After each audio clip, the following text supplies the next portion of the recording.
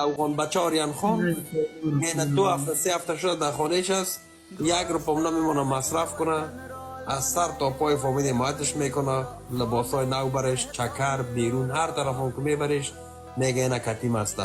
یک تعداد مردم اعتراض کردن که چیز هست نجاتی چرا پیش افغان رفته. یک چیز براتون بگم وطندارا، افغان پشتون تاجک نداره. وطندار والله قسم است، اولش که کل ما شما از افغانستان هستیم، کل ما شما از افغانستان هستیم. تاجک هزار ازبک هیچ چیز وجود نداره به نظر من. اگر در گذشته بود خوب کلگی یکم بیعقلی کردم، فعلا هیچ چیز وجود نداره. دومش که نمی دکتر نجاتی آمد دمی جرمنی، کسای برش وعده کرده بود اونما پت شدن نامدن به دیدنش. اگر نگاهشان میکردن یک شو 2 شو کل ما میفهمد اروپا چه رقم است، مردم هم گشنه لو دسته. مگه اینمی افغان بچه آریان خان میره 2 هفته 3 هفته شده در خانهش است، 1 روپیه نمیمونه مصرف کنه، از سر تا پای فامیل حمایتش میکنه، لباسای نو برش، چکر بیرون هر طرف هم که میبرش میگه اینا کتیم هسته.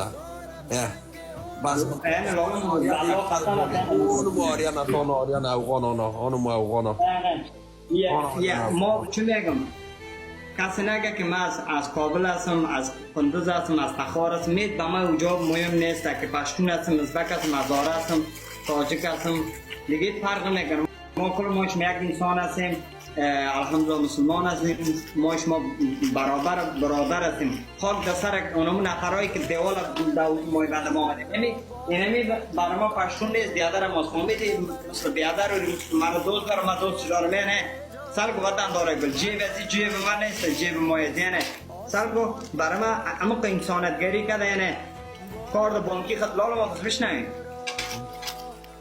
یعنی کارد بانکی خود به ما داده یعنی مر نمیمونه میال خود 3000 یورو در بکسک مر نمیمونه کارد بانکی خود داده نشکو دفعه دگام که از تو خبر نکنه نه وطن دارای گل فهمیدی برای من 2 تا کارد بانکی خود داده، 2 تا کارد بانکی خود داره، گردنت بسته میگه در دکان در جای گرفتی میگه پیسه تو میمون مسی میگه خرج نکردی از اینی میگه مصرف کن، بازم وجدان ما قبول نمیکنه. کارد بانکی خود کسی میده میگه اگر به خرج نکن دیگه ما قدر نامرد نیستیم، قدر انسانیتگری که مردی و اندیولی کدام کرده ما ده قدر زیرا میکنم، من نامرد نیستم فهمیدی. ما کنگ هستی نجاتی افغان کنگ هستی